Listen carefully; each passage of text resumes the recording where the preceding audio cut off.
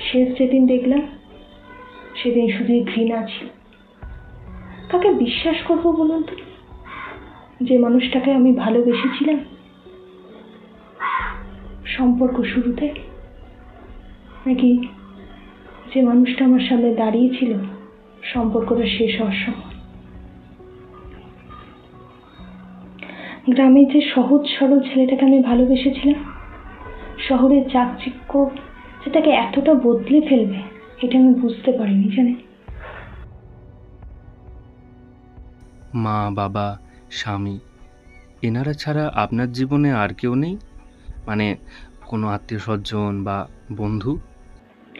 কেউ নেই।